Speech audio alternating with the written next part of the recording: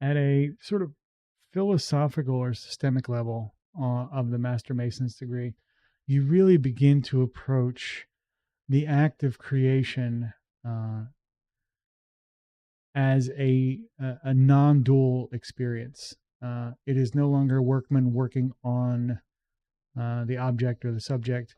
It is a integrated cooperation and collaboration with the entire universe, essentially playing part, of which you are an instrument as well as the material being worked.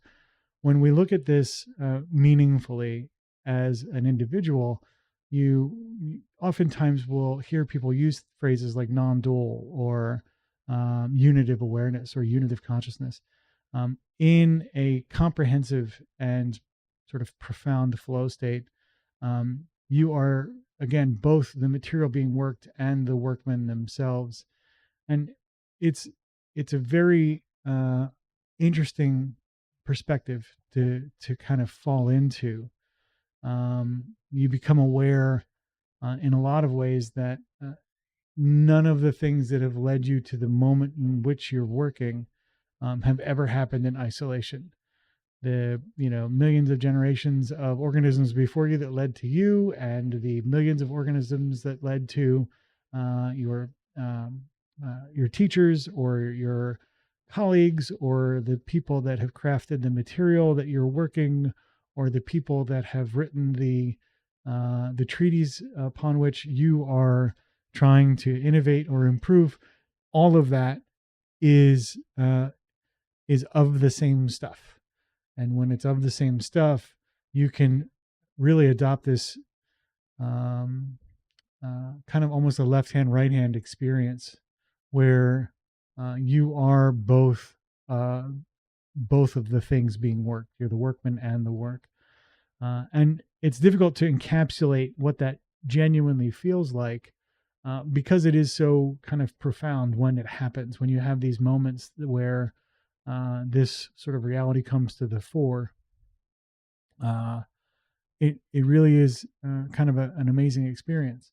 The the hard thing to do to get to those experiences is, again, when you get so deeply enmeshed in the work that you forget yourself. That's the beginning of this sort of non-dual philosophical Master Mason's awareness. Um, it is there is no I in that process, if that makes sense. There's no sense of self when you're in the work at that level. We talk about flow state, and it's useful to imagine that there's almost different levels of the flow state. Um, y- Something that a visual that is called to mind to me is uh, the that part in Fantasia. If you've never seen Fantasia, it's an animated film set to music.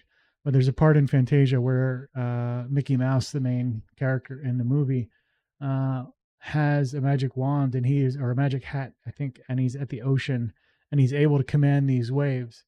And if you look, it's almost impossible to tell at certain parts of that whether the waves come first or his actions do, and whether he is causing the waves to happen or the waves are causing him to happen. And that's really the kind of sensation of that non-dual Master Mason's experience. I encourage you to kind of look to that, look to those kinds of experiences. Try and find them in places where you may already be used to that, and then extend that outward in sort of a lateral to other domains where you have not had that experience yet.